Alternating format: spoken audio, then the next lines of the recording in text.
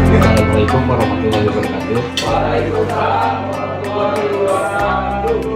Alhamdulillah, alhamdulillah waladzi arsala rasulahu bil huda wa dinil haq liyudhhirahu 'ala dini kulli walau karihal musyrikun walau karihal munafiqun walau karihal musyrikun fa billahi syahidan. Asyhadu an la ilaha illallah wahdahu la syarikalah lahul mulku wa lahul hamdu wa huwa 'ala kulli syai'in qadir.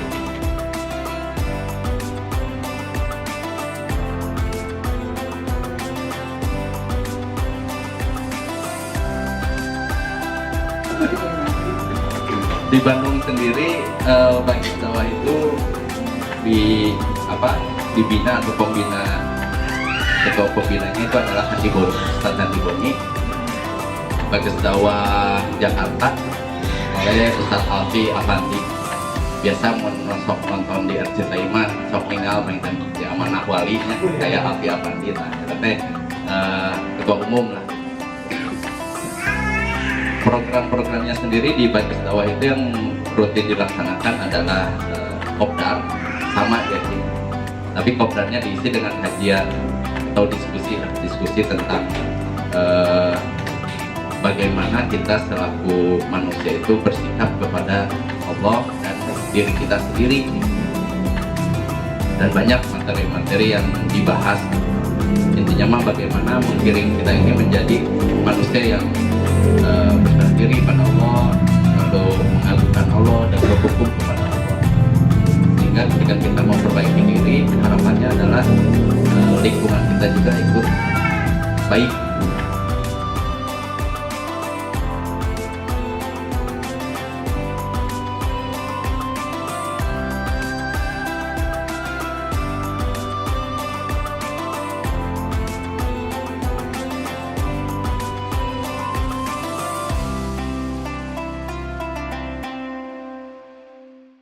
Seseorang yang hijrah betul-betul harus karena keinginan atau ingin mendekatkan diri kepada Allah, ya. Itu bisa dijurung-jurung ke pemajikan, itu bisa dijurung-jurung ke komunitas. Biasa. Abdi di 2014 ikut komunitas motor, ya. Gitu. Tapi kan ke ayeuna abdi menjadi pengurus naungan Yamaha yang tahu mungkin YRFA ya. Kas. Dan hijrah mah teu kudu asup klub. Dan hijrah mah teu kudu ngajak. Abdi mencoba mengajak tapi jawabannya gitu. Dan ieu mah lain komunitas DKM. Gitu. Sibuk kena masalah duniawi tah ya nah iya cerita gitu. Oke, jadi bicara tentang hijrah harus dipahami dulu esensinya. Tadi secara makna Rasulullah hijrah karena perintah Allah. 13 tahun di kota Makkah, ternyata ya pengikut atau para sahabat ashabikuna awalun yang mengikuti Rasulullah tidak kurang dari 100 orang. 13 tahun kan poe Jumat malam. Jadi sabarnya ulah mengharapkan loba pengikutna. Emang gitu ya. Gitu. Lamun undanganana berkaitan dengan kajian atau pengawasan biasana gitunya ada dua kemungkinan. Sieun dites ngaji atau gitu kan sieun kasindiran siga abdi baheula gitu Pak mun ngaji kayak ustadna atau pematerina bakal nyindiran matak leuleus gitu. Nah artinya secara makna atau tempat itu tergantung bagaimana kita memposisikannya. Kitab Al-Quran ini sebagai kitab yang hak yang memberikan penerangan. Janganlah engkau sesak dada. Gitu. Sesak dada itu kumaha tadi. Ya. Ayo baturana ngajak ngaos kalau paman minggu depan. Ayo ngajak ngaos deui kalau paman minggu depan. Setiap dia ajak ngaji itu. Cek atuh coy itu kan musim corona. Cek pemerintah oke jangan berkerumun. Harus diam diri di rumah. Emang saat corona sok ngaji oke. Terus naon masalah maneh? Nah, kan ribet. Nah, esensi hijrah secara makanah eta berarti ada substansi yang emang kita harus pindahkan. Dan Rasulullah juga kenapa pindah? Pertama, diusir dari tempat kelahiran. Yang kedua, diancam dibunuh. Ya, gitu. Terus kesal gitunya musyrikin Mekah teh ningali Rasulullah berdakwah terus sehingga banyak pengikut-pengikutnya. Akan di luar materi, maka bisa ditaruh sinus di apapun. Di luar materi. Assalamualaikum Pak. Nama saya Anggit Pak. Mau mungkin agak keluar jalur dari materi ini. Pengen tahu kalau misalnya tentang riba ya Pak ya. Kebetulan saya kerja di bank selama hampir 3 tahun.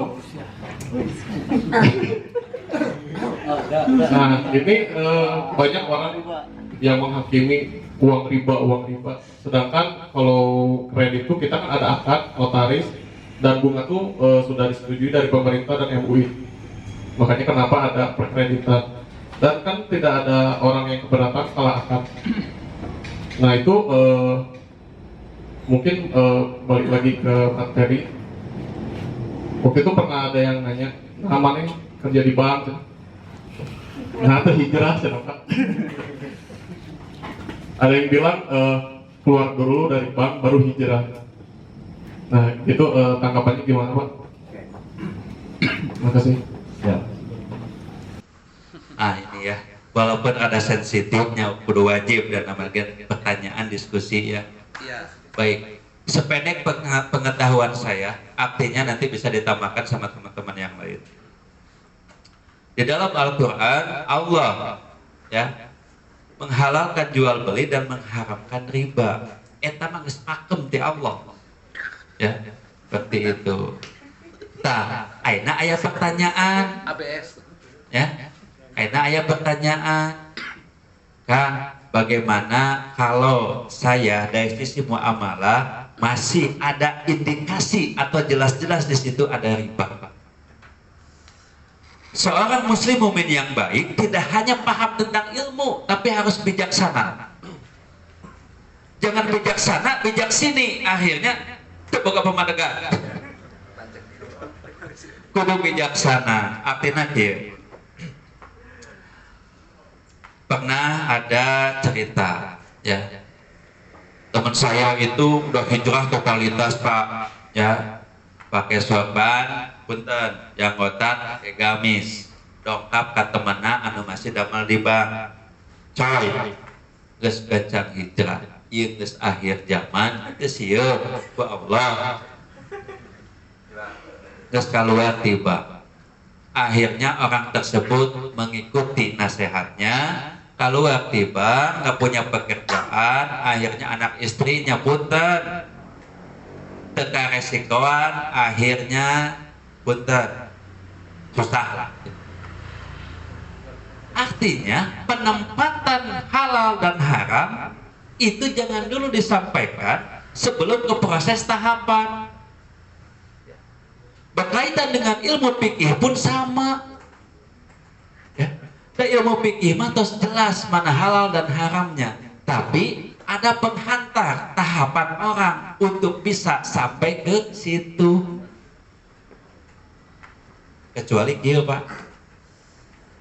Pas waktu kita ingin dakwah kepada teman kita berkaitan dengan riba, Kang geus damel di bank teh riba keluar tiba tah ieu aya modal 2M golangkeun eta nu bener mah nya Kang tanggung jawab ieu mah ngan saukur nitah muka ayat nyingsieunan bari cul balik ka imah teu kitu. Rasulullah 13 tahun di kota Mekah ya nunggarana riba masif, nunggarana syirik masif, nunggarana dosa-dosa besar masif. Apa yang Rasulullah tanamkan kepada umat? Pertama, Islam apa dalam hati. Ya. Islam apa dalam hati berkaitan dengan syariat-syariat Allah yang belum bisa diizharkan benar-benar dijalankan secara izhar atau jelas, atau secara akimuddin dijalankan dengan jelas, kudu aya punten sosialisasi heula. Gitu. Jadi ulah main hal haram. Contoh, ada sahabat Rasulullah datang kepada Rasul. Ya Rasulullah, aku suka sholat, tapi aku masih suka berbohong. Kata Rasulullah, lanjutkan sholatmu. Bohong nanti di otak hati. Artinya, lanjutkan sholatnya sebagai bentuk syariat, menjalankan syariat-syariat apa dalam sholat. Nah, sampai ke titik dia benci atau jijik terhadap kebohongan yang dia lakukan. Kembali lagi ke bab riba. Disebut riba atau tidak kalau ada gharar. Gharar itu yang membelokkan atas segala sesuatu yang tidak sesuai dengan akadnya. Apakah itu pihak A, pihak B, ada salah satu yang dirugikan, itu ada indikasi gharar dan itu. Tapi pos makan dikasih Cimahi, pada itu ngaros generasi milenial enak kan di nama duniawi tentang masalah jodoh, percintaan, terus menjalani status pacaran. Dalam bidang hijrah, apa kita mempelajari bagaimana hijrah yang baik dalam berhubungan dengan pacaran, mencintai seseorang, dan menjalani hubungan dengan wanita itu bagaimana? Makasih kan. Ya. Oke. Di dalam Al-Quran ayat 2:165 ya, itu Allah berfirman, janganlah engkau mencintai ilah-ilah lain, ilah-ilah lain melebihi cintanya kepada Allah. Ilah-ilah lain ini berkaitan bisa dengan harta, jabatan, tadi lawan jenis segala macam kan gitu. Bahkan di surat Al-Imran ayat 14 jelas ya gitu. Artinya bukan tidak boleh mencintai ya. Bucin lah zaman ayah namanya, wah pemuda bucin. Yang tidak boleh itu tadi melebihi cintanya kepada Allah. Allah nomor seberiji gitu ya. Ada skala prioritas ya. Karena tadi setan itu memandang baik perbuatan buruk ya gitu. Terus ya, akan Allah tampakkan ya hal-hal yang emang sifatnya tadi ya bisa melempahkan keimanan kita. Gitu. Emang dalam Islam tidak ada yang namanya pacaran ya. Yang namanya pacaran itu setelah nikah. Sok pacaran rumah oke apa mangga. Di dalam Islam ada yang namanya ta'aruf, dita'arofu untuk saling kenal mengenal. Tapi punten ku zaman ayeuna ta'aruf teh sok di salah gunakeun. Tokoh ta'aruf tapi ke sekolah boncengan. Tokoh ta'aruf tapi nonton bareng. Tokoh ta'aruf tapi lieu. Geus tara ulah ta'aruf kawin anu bogohan. Tah. Jadi ta'aruf yang benar ya itu diwakilkan. Karena pas itu kita ada niat untuk menikahi lawan atau lawan jenis itu, kan kita juga harus tahu ya. Tidak boleh ada puter pas waktu ada cacat ditutupi, nggak boleh. Pas waktu misalkan ada kelemahan di pasangannya yang berkaitan dengan jasmani maupun misalkan rohaninya tidak boleh ditutupi. Bagaimana kita mengetahuinya? Tanya kepada saudaranya, bisa pamannya atau hal-hal yang emang sifatnya teman dekat. Gitu. Ya. Bahkan hese zaman ayeuna mah karena kita menganggapnya hese. Ya. Karena kita kiblatnya itu orang banyak. Gitu kan? Seperti itu. Sehingga untuk teman-teman yang emang sudah niat ya pingin tadi hijrah warujak fajur meninggalkan perbuatan buruk tadi ya, kalau emang misalkan ya sudah memantaskan diri karena dia kan betul syariat nikah itu adalah syariat dari Allah dan Rasulnya ya. Bahkan ada hadis siapa yang dari umatku yang tidak menikah itu bukan dari golongan umatku, kata Rasul. Tapi tidak menikahnya itu kenapa? Ya, yang tidak boleh dia membenci syariat nikahnya. Ya, gitu.